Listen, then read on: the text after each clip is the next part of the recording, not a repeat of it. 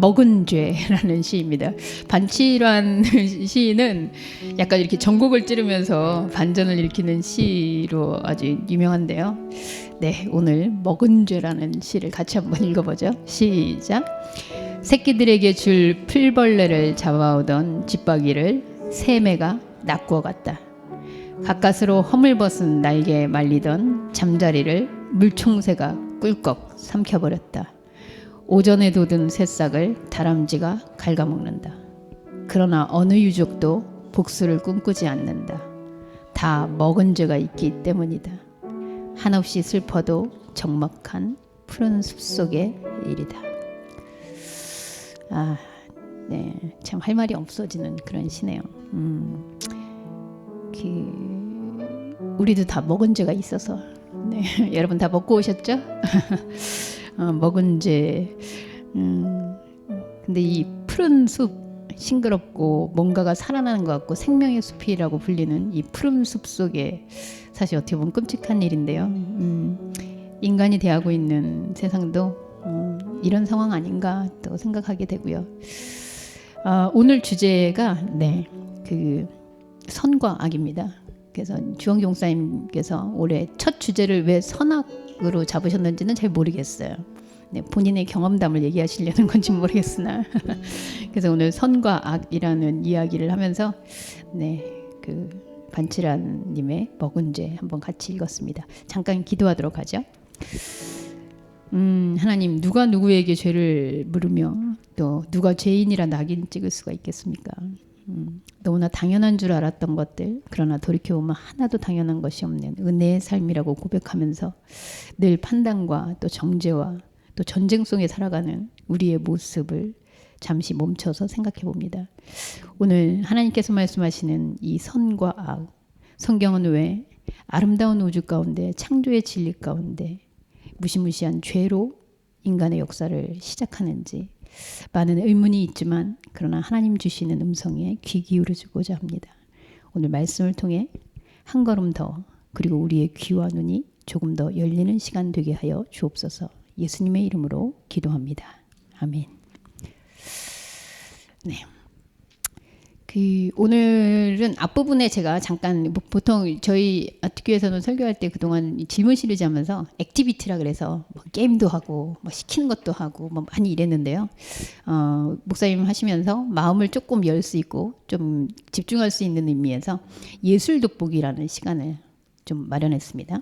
그래서 오늘은 명화로 보는 선과 악에 대해서 한번 먼저 생각하고 그리고 말씀을 들어보도록 하죠. 여러분과 함께 제가 관광 가이드처럼 어디신지 아시죠? 네, 주목사님 잘 모르시리라 생각합니다. 이탈리아에 있는 우리 그 하연돈 선생님이 잘 아시겠네요. 네, 바티칸에 있는 시스티나 성당 안에 그 유명한 천장화이고요. 오늘은 이 천장화 중에 선과 악을 표현한 그 부분 세 컷만 한번 여러분과 함께 살펴보도록 하겠습니다. 뭐 저도 한 2번, 3번 친구 따라서 얼떨결에 가봤던 기억이 있는데요. 들어가면은 여기 지금 아마 예배를 위해서 뭔가 세팅해놨던 것 같고요. 저런 한 90년도에 갔을 때는 굉장히 색깔이 좀 희미한 게 있었는데 그 이후에 돈을 엄청 들여서 정말 선명하게 다 복원을 해놨더라고요. 그래서 가면은 그냥 온통 둘러있는 저 그림에만도 굉장히 압도적인 그런 느낌을 받게 되는데 외형 모습은 이렇습니다. 그래서 외형 그 안에 들어가면은 아까 그 그림이 안에 그려 있고 요 지금 옆에 있는 그림이 처음에 미켈란젤로가 그 스케치를 하면서 천장화를 어떻게 그릴까 구상할 때 디자인이래요. 그 디자인은 굉장히 심플한 것 같은데 뭐 저기 보면은 약간 무슨 로봇 찌빠 같은 그림도 그려놓고 굉장히 현대적인 거 느낌 같기도 하고요. 그래서 저렇게 시작을 해서 그래서 천장에 그림들을 그려 나갔죠. 교황의 지시로 시작했고요. 미켈란젤로는 사실 당대 30대 초반이었는데 이 그림을 그리면서 일약 스타덤에 오르게 됩니다. 미술사에서 이제 거의 뭐 미켈란젤로를 따라갈 수가 없는 사람 같은. 근데 원래 조각을 많이 해서 그런지 그 그림상에서도 인체의 어떤 근육이나 이런 표현들이 굉장히 좀 섬세하면서도 약간은 좀 이상적이기도 해요. 정말 저 당시 사람들은 저런 근육들을 가지고 있었나 이렇게 의심할 만큼. 그래서 그 부분 중에 제가 그 부분만 지금 좀 딴 건데요. 여기 아담과 하와의 오늘 목사님이 설교해 주실 그 부분에 해당하는 내용이고요. 그 다음에 요거는 노아의 홍수 씬이고요. 그 다음에 노아의 홍수가 끝난 다음에 그죠, 노아가 포도주를 먹고 취했던 사건, 그 사건의 그림입니다. 그래서 그 그림들 중에 먼저 아담과 하와, 이 낙원에서 그 미켈란젤로 그림이 다른 그림들하고 조금 다른 차이점들이 있기는 한데요. 일단 기본적으로 성서의 텍스트를 중심으로 이렇게 뱀에 의해서 하와가 지금 뭔가를 이렇게 받고 있고요. 그리고 아담이 나무를 붙잡은 표현인데, 이 미켈란젤로의 그림이 조금 독특하다라고 볼 수 있는 거는 다른 그림들을 보면 조금 이해가 돼요. 다른 그림들을 보시면 그 유명한 작가들이 그려놓은 아담과 하와의 장면들인데 좀 다른 차이를 여러분들 느끼시겠어요? 미켈란젤로와 어떤 차이가 있는지, 어떤 차이가 있는지. 우리 병주님 혹시 차이가 느껴지십니까? 어떤 차이가 있는지. 요 미켈란젤로 그림과 다른 그림들. 똑같이 성서를 모티브로 해서 했는데요. 머리 색깔이, 머리 색깔 다릅니다. 염색도 아닐 텐데. 어쨌든 마사초 그림이 좀 더 새까마네요. 우리가 그냥 성서에서 이해하고 있는 하와가 먼저 따서 아담에게 주었다. 이제 이런 내용 때문에 하와가 굉장히 조금 더 그 성과학을 알게 하는 그 나무를 이제 짚는 주체고요. 그리고 전달해주고 아담은 굉장히 좀 수동적인, 안 되는데 뭐 이런 표정을 가지고 있는 이런 모습이 대부분 그 선악과 프레임의 그림이에요. 근데 요 미켈란젤로 보시면 여러분 한번 보세요. 하와가 오히려 그 수동적으로 이거를 이렇게 받고 있고요. 오히려 아담은 지금 선악과를 완전 나무를 그냥 통째로 꺾을 것 같이 굉장히 적극적인 모습으로 그려지고 있어요. 그래서 사실 이제 좀 논란도 있었고요. 이게 원래 성서 내용에서는 여성인 하와가 그렇게 해서 전달해 주는데 왜 더 이렇게 남성이 적극적으로 그려지고 있느냐. 근데 이 마지막 장면까지 쭉 보면 알겠지만 이 미켈란젤로가 가지고 있는 선과 악의 프레임이 조금은 남다르지 않았나라는 생각을 하게 되는 지점입니다. 그래서 결국은 나중에 이제 쫓겨나게 되는 장면을 이게 전과 후를 동시에 펼쳐서 그려놓은 그림이에요.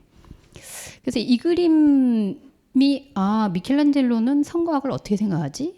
라고 하는 점에서 좀 더 나가보면 노아의 홍수 시대입니다. 그래서 사실은 노아의 홍수에 대한 게 한 3컷 정도 그려져 있어요. 이렇게 홍수가 나는 모양과 그리고 이제 그 비둘기를 보내서 땅이 마른 거를 확인하는 부분, 그래서 제사를 드리는, 노아가 제사를 드리는 그림이 있고요. 그리고 우리가 마지막으로 볼 노아의 그 술 취한 모습에 대한 부분인데, 이 노아의 홍수도 여러분 가만히 보시면은요, 저 끝에가 이제 노아의 방주거든요. 근데 저는 그림상으로 봤을 때 이게 누가 죄인이고 누가 노아인지를 잘 모르겠어요. 뭐 비슷한 것 같지 않습니까?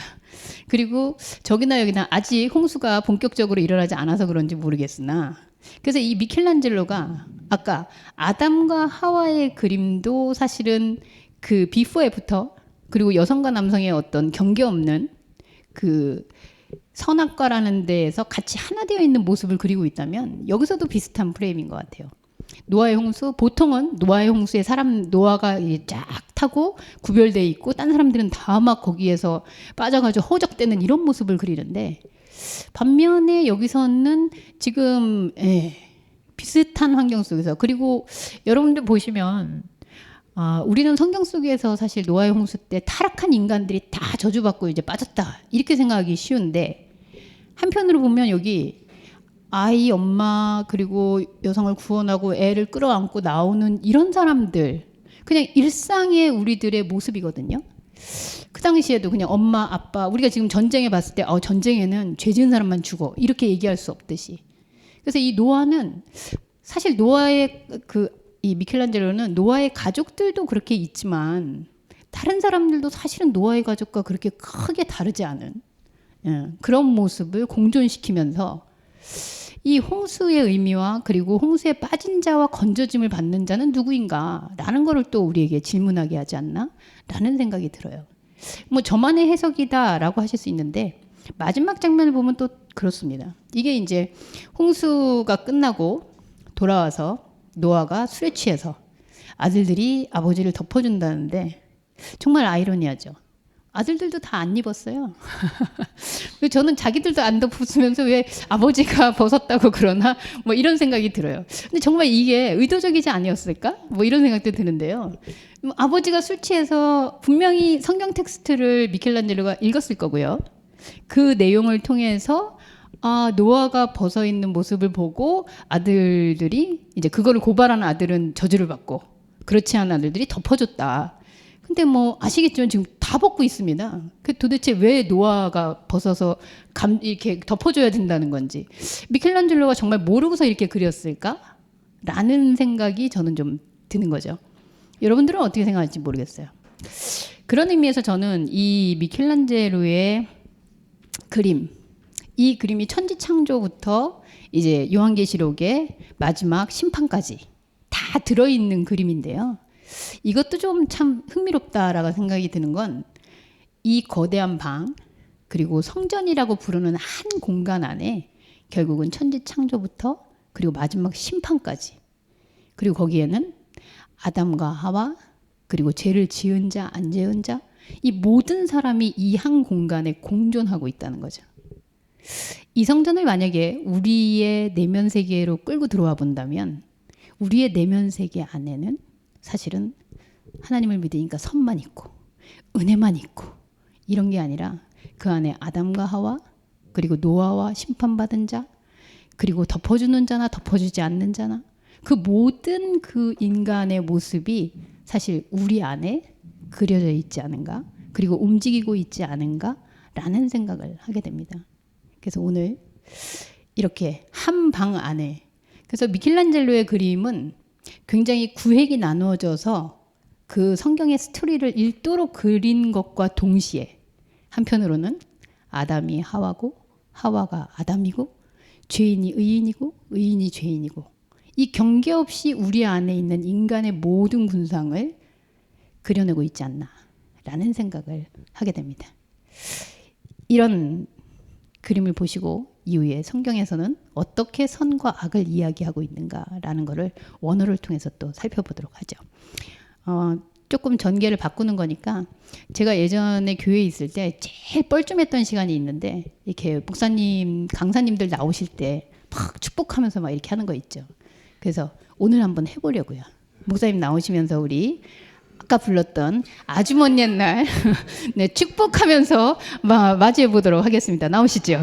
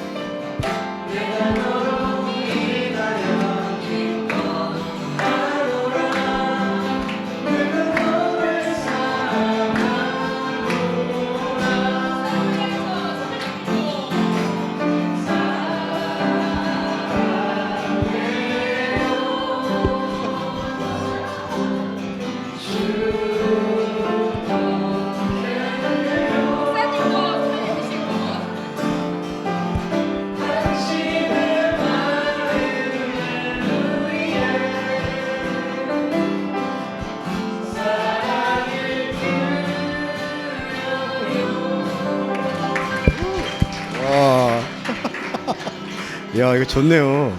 오. 감사합니다. 야, 이렇게 하니까 또 재밌네요. 아유, 네. 네.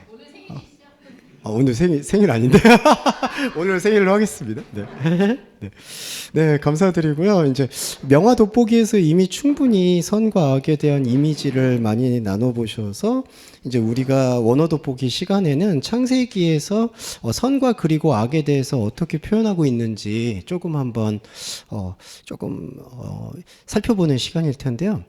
좀 큰 거시적인 관점보다는 이제 말 그대로 이게 돋보기입니다. 그래서 사실은 우리가 말씀 자체를 조금 넓게 볼 수도 있겠지만은 조금 더 세밀하게 보고 그 세밀하게 보는 것 안에서 우리가 알고 있었던 것과 혹은 또 새롭게 알게 되는 것의 차이를 좀 한번 살펴보는 시간이 되면 좋을 것 같고요. 그리고 이 시간은 어떤 답을 내리는 시간은 아닙니다. 무책임하게 들리실 수도 있겠지만 답이라기보다는 히브리 언어가 가지고 있는 특성들을 한번 살펴보고 그런 특성에서 이렇게 생각해 볼 수도 있고 저렇게 생각해 볼 수도 있겠구나라는 거를 개인이 묵상하고 찾아가는 그러한 밑거름이 되는 시간이면 좋겠다는 생각이 듭니다.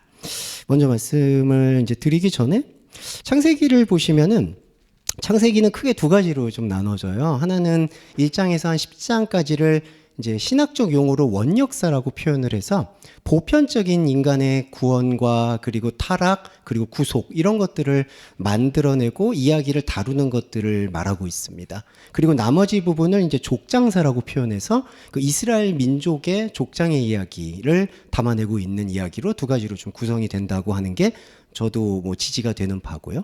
그리고 또 하나는 이제 우리가 보실 성경의 언어는 사실은 지금의 히브리어로 읽어보면은 우리도 예전에 훈민정음 창제할 때 처음 언어하고 지금 정돈된 언어하고 보시면은 좀 차이가 있잖아요.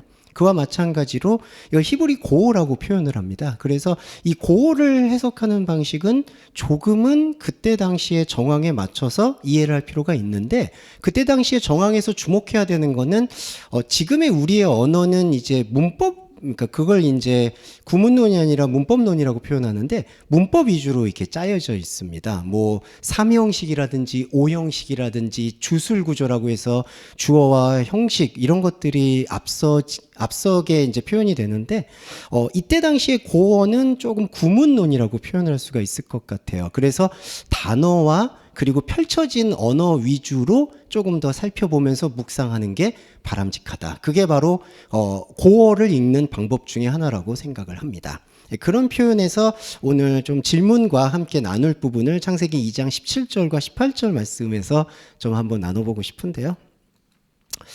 자, 1장 9절을 먼저 설명드리고 싶어요. 네, 이 책은 지금 보시면 목사님 자리 앞에 있는 책인데요. 이 책이 참 추억이 얽힌 책입니다. 이 쿰난서원이라고 정말 돈 없는 세 분이 모여서 그중에 저도 포함됐었는데요. 돈 없는 세 분이 모여가지고 성경을 한번 만들어 보겠다고 열심히 해서 참 이렇게 보시면은 정성을 많이 기울였습니다. 좀 깨알 같은 자랑을 하자면요. 여기 BHS라고 히브리어 본문이 있고요. 여기 밑에 보시면 70인 역으로 70인 학자들이 이렇게 헬라어로 바꾼 그 의역된 본도 있고요. 그 다음에 여기 보시면은 스트롱 코드도 다 명기해 놨고요. 스트롱 코드라는 거는 ABC로 순서를 찾는 게 아니라 숫자로 요 단어의 의미를 찾아보실 수 있게 한 스트롱 사전이라고 보시면 되겠고 각 단어의 기본어도 여기다 이렇게 담아놨습니다. 네, 이 책은 근데 이제 절판됐습니다. 책을 그렇게 돈을 비싸게 해서 제작을 했건만 아무도 안 사세요. 네, 그래서 원래는 큰 뜻이 창세기 만들고 레위기 만들고 신명기 만들고 그럴 계획이었지만 창세기 저 책을 끝으로 더 이상 출간되지는 않고 있다. 뭐 하지만 나중에 한번 또 출간을 해보고 싶은 욕심이 있습니다. 자, 이것과 함께 잠깐 설명을 드리면서 가볼게요. 여기가 히브리어 본문이고요. 히브리어는 보시면은 이제 순서가 거꾸로입니다. 이렇게 왼쪽에서 오른쪽으로 읽는 방식이 아니고요. 여기 오른쪽에서 왼쪽으로 이렇게 읽는 방식이다라는 거 처음에 표기를 설명드리고 싶고요. 잠깐만 지금 이 마우스가 네, 제 것만 되고 있네요. 그럼 어떻게 해야 되죠? 네. 잠시만요. 네. 여기를 보시면서 하시면 됩니다. 어디요? 저기를 보시면 지금 마우스 저기로 돌죠. 네. 좀 안 보인다. 네. 아, 자 보이세요? 여기 네, 빨간색으로 바꿔주세요. 네, 감사합니다. 네, 오늘 시간 오래 안 걸릴 겁니다. 네, 네, 잘 됐네요. 네, 요걸로 보시면 되겠습니다. 자, 여기 보시면은 이걸 보여줄게요. 여호와 하나님이 그 땅에서라고 표현합니다. 그 땅하고요. 여기 보시면은 동산하고요. 의미를 같이 보시는 게 액센트 상으로는 저는 정확하다고 보여요. 이게 무슨 뜻이냐면요. 여호와 하나님이 그 땅이라고 하죠. 여기 관사가 쓰여진 하 아다마입니다. 그리고 여기서 보시면은 동산에라고 하는 단어도 등장합니다. 여기 보시면 동산이 안 보이네요. 아, 여기 밑에 단어가 있는데 여기가 하간이 여기 있는데 네, 하, 에츠, 그 다음에 베토브, 그 다음에 네페시, 그 다음에 하콜. 그러면은 하간이 여기 있네요. 네, 하간이라는 게 이게 바로 동산입니다. 여기 동산. 그리고 이 동산과 그리고 여기 보시면은 여기 이제 하 아다마. 네, 좀 찾기가 조금 까다롭죠. 네, 여기 있네요. 하 아다마. 네, 하 아다마와 그 다음에 하간, 요 동산, 요 두 개를 액센트 상으로는 뭐랄까 같은 설명을 다르게 한다. 이렇게 이해해 주시면 될 것 같아요. 그래서 먼저 이해해 주실 부분은 여호와 하나님이 그 땅이라고 말하는 그 땅과 그리고 동산이라고 말하는 이 동산이 같은 공간을 말하고 있다. 이 부분이 이제 하나의 포인트가 되겠고요. 그 다음에 또 하나는 이 부분입니다. 이 생명이라고 쓰여져 있는 부분인데요. 자, 생명에 대한 부분은 여기 등장을 해요. 베토크, 하간, 그 동산의 가운데. 그 다음에 여기 보시면은 베에츠, 하하임이라고 합니다. 생명나무라고 표현돼요. 여기가 나무라는 단어고요. 베에츠, 에츠가 나무라는 단어고요. 그 다음에 뒤에 두 번째 단어 하하임, 그 생명이라는 뜻입니다. 근데 이제 이 생명이란 단어를 잠깐만 풀어드리면 이 생명이라는 하임이라고 하이라고도 표현을 하는데요. 이 생명이라는 히브리어는 조금은 보통 명사로 사용되는 경우가 많아요. 고유 명사보다는. 그러니까 무슨 의미냐 하면은 이 생명이라는 것은 사용될 때 아주 포괄적으로 사용이 된다는 거죠. 자, 이 말씀을 드리는 이유는 요 생명나무라는 것은 어떤 생명나무와 선악의 알가는 나무가 두 개가 객체로 있다라는 것을 강조한다기보다는 모든 나무는 보기에 아름답고 먹기에 좋은 생명을 품고 있다라는 의미를 유추해 볼 수가 있습니다. 그러니까 여기서 하임이라는 이 생명이라는 거는 여기 보시면 보기에 아름답다라는 법도 포함이 되고요. 먹기에 선하다라고 하는 토브도 포함이 됩니다. 그래서 이 생명이라는 개념은 상당히 포괄적인 개념으로서 여기서 에츠 하하임이라는 생명의 나무라는 것은 그 땅에서 나오고 있는 모든 나무들을 지칭한다고 볼 수가 있죠. 그러니까 나무라는 것은 일단 그게 좋은 나무냐 나쁜 나무냐라는 그러한 구분이 있기 이전에 땅에 뿌리를 내리고 자라고 생명의 줄기를 뻗고 가지를 내서 열매를 맺는 생명의 활동에 가장 중요한 제1원소다. 이런 거를 설명하기 위해서 생명나무라는 단어를 사용하고 있어요. 그리고 보시면은 그 다음에 이어지는 단어가 페토크 하간이 동산의 가운데라는 의미고요. 두 번째 문장 보겠습니다. 에츠, 베, 에츠, 하, 라, 토브, 그 다음에 바라. 이렇게 되어 있어요. 알게 한다는 게 아다브라는 단어 히브리어가 쓰였고요. 선과 악이라고 되어 있습니다.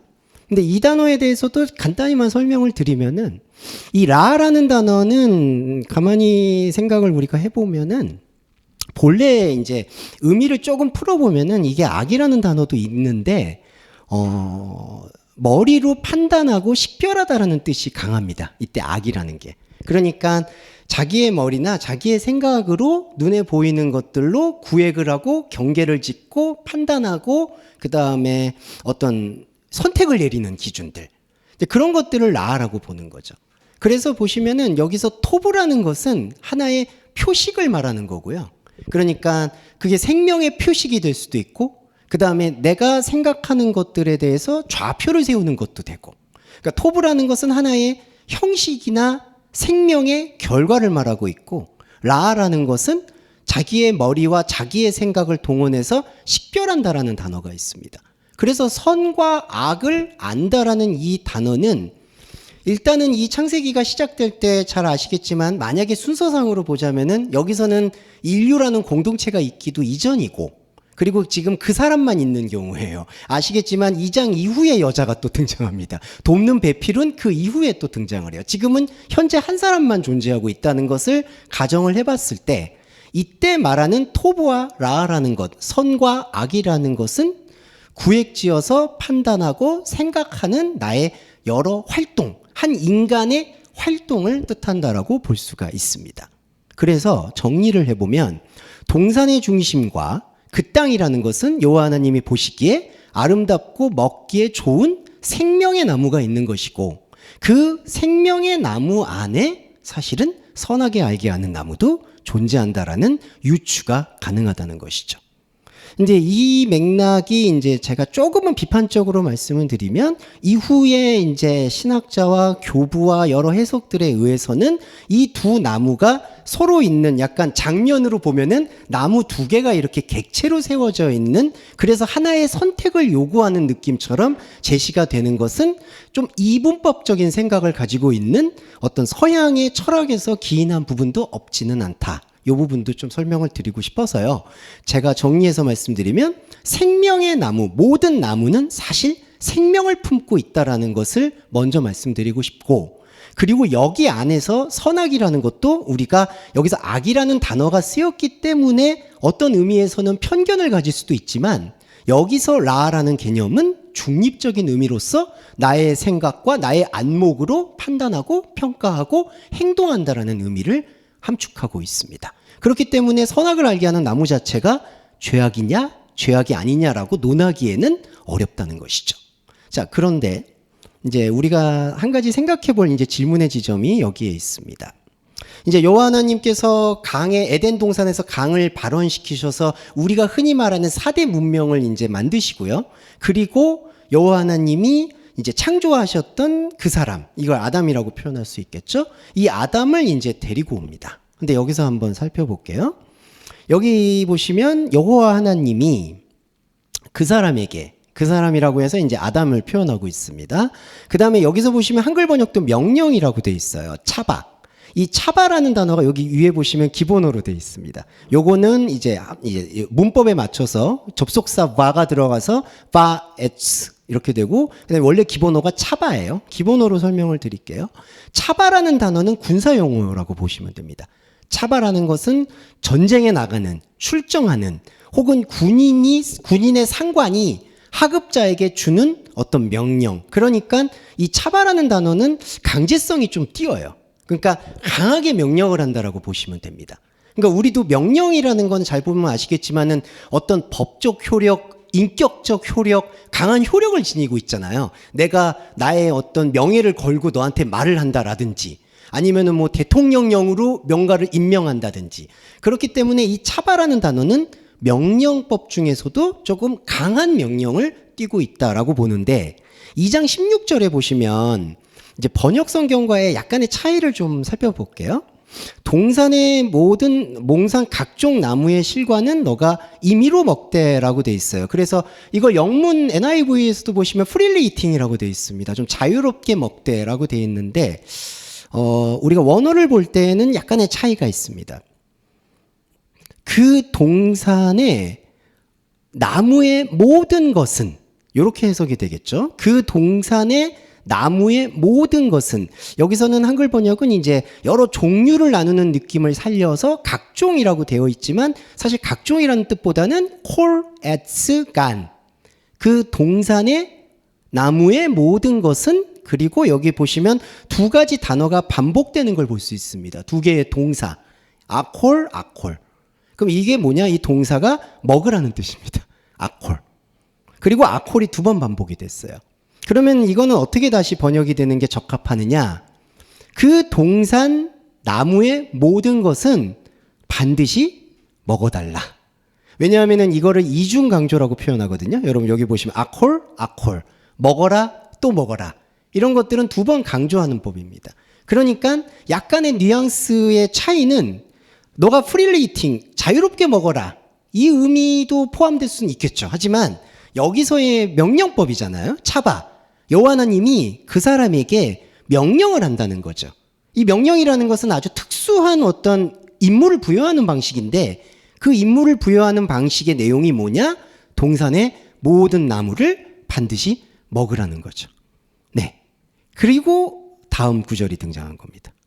선악을 알게 하는 나무는 먹지 말아라. 먹는 날에는 죽는다. 여기 죽는다는 단어는 여기 이제 스트롱 코드가 4191번이라고 해서 무트라는 단어가 죽음이라는 단어인데 두 번이 반복이 됐습니다. 그래서 한글 번역에서는 2장 17절은 정확히 번역을 해요. 먹는 날에는 정령 죽는다라는 건 죽음의 강조죠. 반드시 죽는다. 너는 반드시 죽을 거다. 그런데 아쉬운 부분은 16절입니다. 16절도 똑같은 명령이거든요. 이 명령에서는 임의로 먹되라기보다는 동산의 나무의 생명은 반드시 먹으라는 게 명령의 우선순위라고 볼 수가 있죠. 그래서 우리가 생각할 여지가 있습니다. 창세기에서 말하는 일단 첫 번째로 불순종이라는 것에 대해서 우리가 어떤 생각을 한번 가져봐야 되겠느냐. 그 불순종이라는 거의 무게중심은 전통적으로는 하라고 하지 말라고 하셨던 것을 어겼던 곧 금기의 파괴가 불순종으로 많이 쓰여요. 그래서 3장에서 이제 이런 논쟁이 생기죠.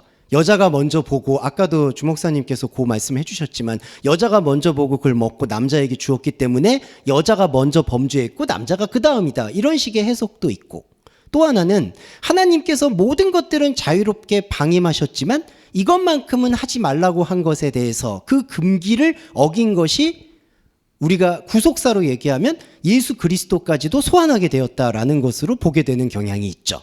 우리가 죄를 이야기할 때도 이 부분에서 많이 강조가 됩니다.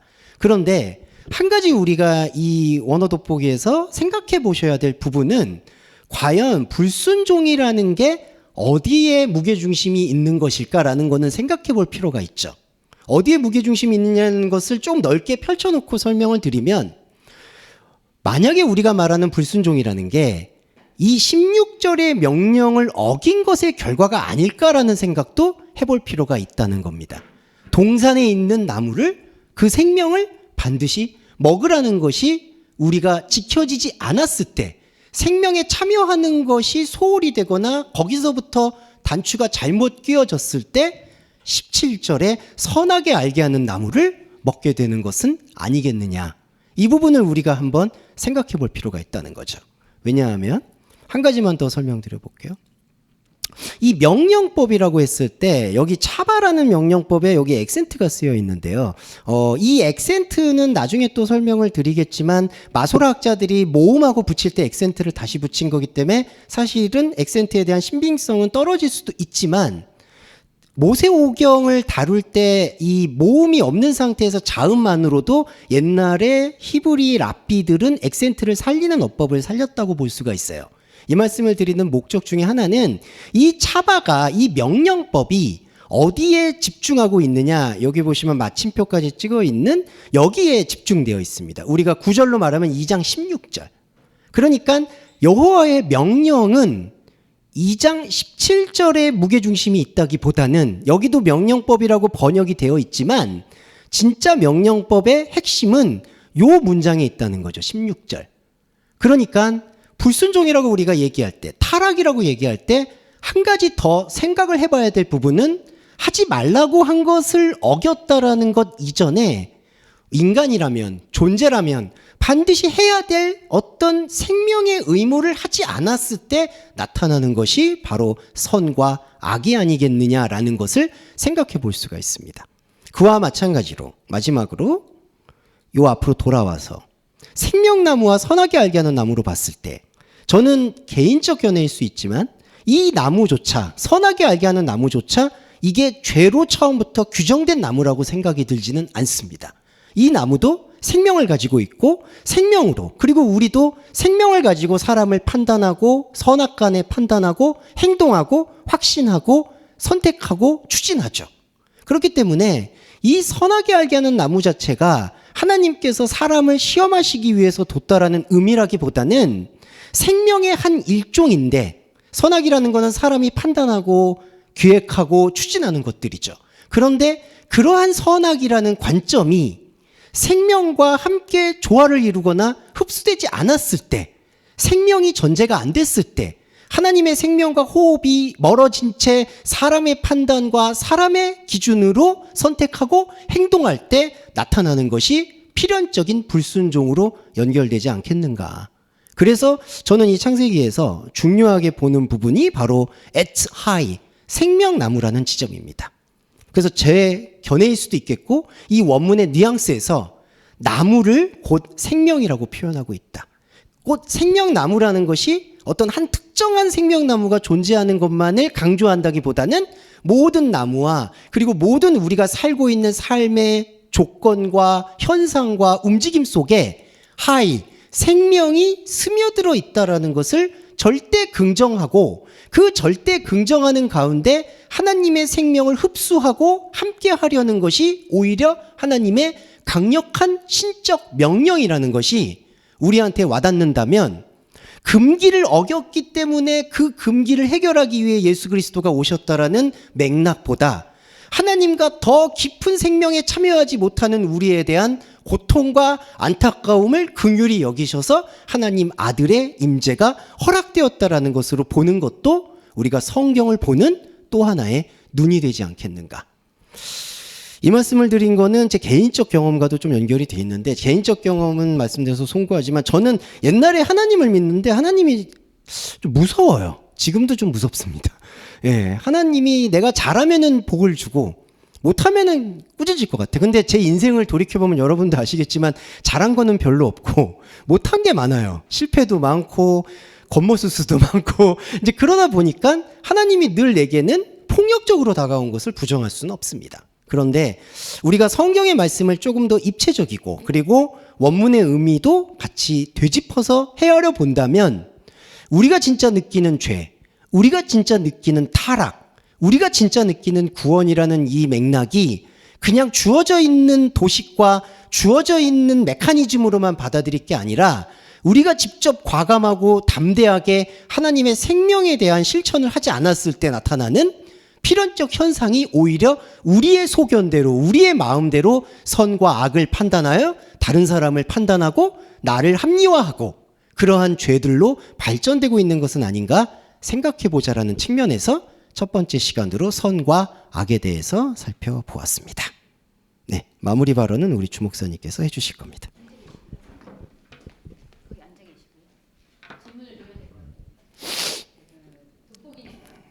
질문하시면 안 되는데.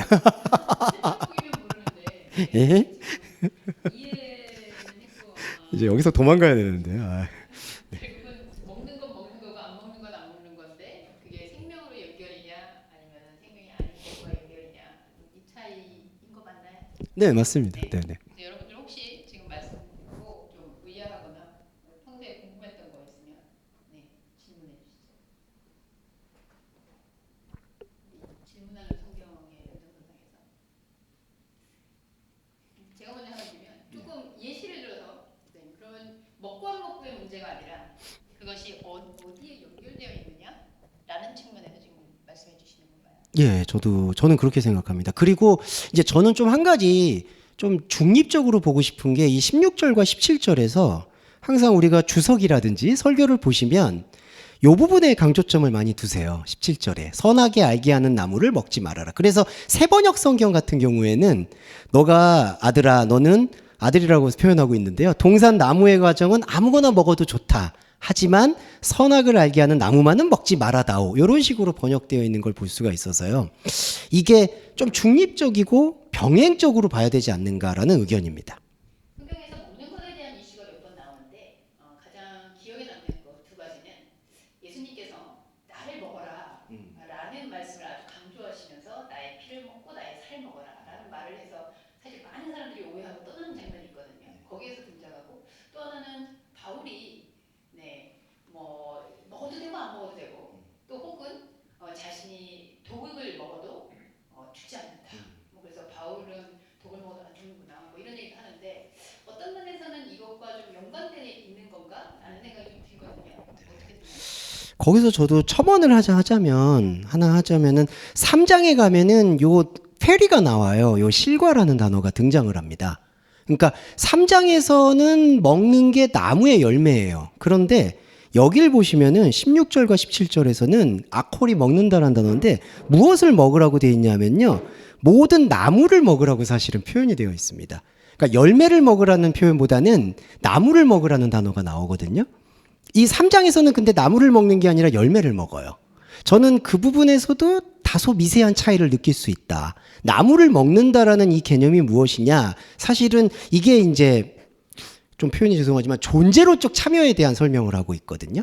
그러니까 그 생명을 가진 것에게 생명과 함께하여라라는 그 생명에 합일되는 개념을 이제 나무를 먹으라는 표현으로 하고 있다. 그래서 예수님의 요한복음과 연결을 한번 지어보자면 내 살을 먹고 내 피를 마시라는 것은 그분의 예수 그리스도의 생명과의 존재론적인 참여. 그래서 2장 16절에 여기 말하고 있는 동산에 있는 나무의 모든 것을 너는 반드시 먹어줬으면 좋겠다라는 것과 연결되어 있지 않는가. 이 부분도 좀 유추해 볼 수 있겠습니다. 그렇게 보면 구약과 신약이 별개의 문제가 아니라 구약에서 애초에부터 하나님이 가지고 있던 계획들이 그리스도를 위해서 그게 이루어진다라는 말씀이 우리에게 좀 더 와닿는 거. 네, 그렇습니다. 질문 없으십니까? 아티에디 질문 잘하시는데 오늘 주홍 목사님 계시다 질문 안 하시네요. 혜민님 질문 없으십니까?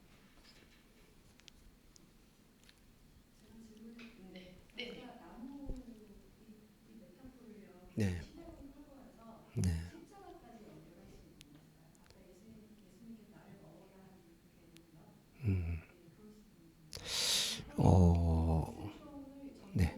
네.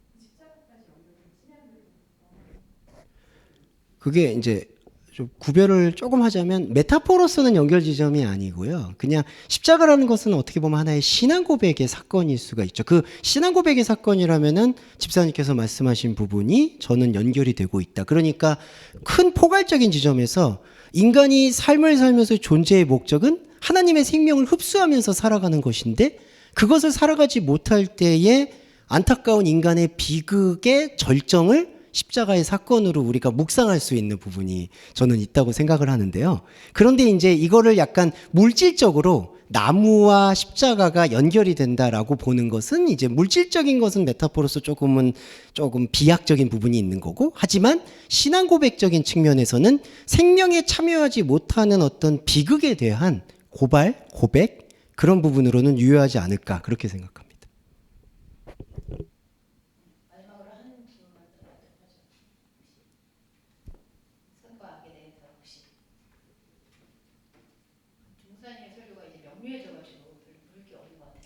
예? 예, 전 계시네요. 선과 악을 알기 안다는 것은 선과 악이 같이 있었다는 뜻이니까 그것을 그전에는 그 선과 악을 너네가 선과 악을 안다는 하잖아요. 네. 그러면은 전체적으로 선과 악이 한 덩어리였다는 뜻인가요? 그럼? 덩어리기라기보단요. 이게 이 단어가 토브나 라라는 선과 악이 이렇게 같이 병치가 될 때에는 죄송합니다. 상호관계를 좀 맺는 단어로 쓰이는데 그 상호관계라는 게 뭐냐 하면은 이 선이라는 거는 어떻게 보면은 하나의 표식의 완성을 뜻하거든요. 그러니까 하나님께서 선하다라고 인정해 주신다, 갈무리해 주신다. 그리고 라라는 것은 생각한다. 그래서 이게 한 덩어리라기보다는 사람의 식견과 안목으로 파악해서 결정을 내리고 갈무리를 짓는다라는 그런 통합적인 언어로도 이해를 해볼 수가 있어요. 그런데 여기서 왜 선하게 알게 하는 나무를 먹지 말라고 하신 걸까라고 묵상해 봤을 때 제가 볼 때는 이제 제가 본다기보다는 요 의미는 생명에 참여하지 않게 될 때 우리가 생명이 없는 상태에서 쉽게 예를 들면 생명이 없는 상태에서 사실은 판단하고 기준 내리면 그게 아무리 정답처럼 보이더라도 그 안에 사람에 대한 진심과 애정이 묻어있지 않을 경우에는 그거는 되게 공연불에 그칠 수가 있잖아요.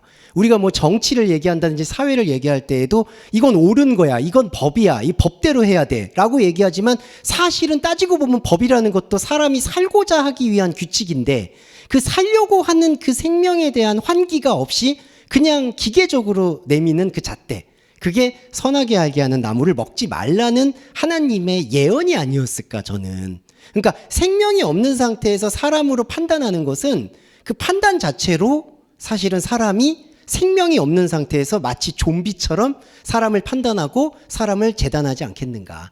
그 부분을 좀 저는 경고하신 거라는 생각이 듭니다. 네.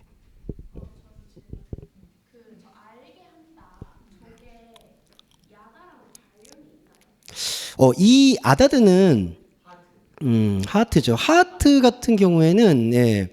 이거는 이제 다바트인데 다바트하고 야다하고는 약간의 차이가 있어요. 예, 다하트 같은 경우에는 이제 식별해서 구분하다. 그거를 이제 70인역으로 말하면 크리시스 같은 경우가 조금 더 어울리고요. 구분하다, 분별하다. 야다는 이제 죄송합니다. 동침하다, 섹스하다, 한 몸이 되다. 내가 그걸 알아서 흡수하다. 그러니까 야다 같은 경우에는 약간 더 존재론적인 일치를 많이 얘기하고요. 야다 안다라는. 여기 지금 나하트 같은 경우에는 이렇게 분별한다, 판단한다, 식별한다라는 뜻이 좀 더 강합니다. 네. 아트가 지식이란 명사잖아요. 명사로 돼 있는데 네. 왜 저 동사로 표현이 됐나요? 이거 뭐 알게 한다. 네. 그 알미라는 단어인데 이제 이 히브리어에서는 제가 아까도 고 말씀을 드렸듯이 예, 동사의 출발점이냐 명사의 출발점이냐 그렇게 문법적으로도 많이 말씀들 하시는데 사실은 동사냐 명사냐 그거는 크게 의미를 부여하지 않아도 됩니다. 네. 저도 옛날에 그것 때문에 고민이 많았습니다. 그런데 그 부분은 저희가 조금은 진보적으로 봐야 될 필요가 있다. 예. 그러니까 이렇게 직역을 할 수도 있죠. 선과 악의 지식나무 뭐 이렇게 직역하는 경우도 있지만 이거는 동사의 큰 흐름도 같이 존중할 필요는 있다고 봅니다. 연결성에 대한 부분들에 대해서 짚으셨는데 마지막으로 하나님과 연결되어 있는지 연결되어 있지 않은지 이 부분은 어떻게 생각하는 겁니까? 그건 각자의 묵상에 달려 있다고 생각합니다. 그거는 제가 할 수 있는 문제가 아닌 것 같습니다. 네, 네, 네. 네. 그 선과 악을 알게 네. 하는 나무는 네. 나무의 구별이 아니라 네. 내가 하나님과 연결되어 있는 상태인가 아닌가에 네. 따라서 네. 악일 수도 있고 선일 수도 있고. 네. 다음번 주제는 그 연결 상태에 대해서 좀 파헤쳐 주시면 어떨까요? 예, 그래서 다음번 주제를 예고를 드리면 다음번 주제는 이제 노아의 술 취함에 대해서 한번 좀 살펴보면 좋을 것 같습니다.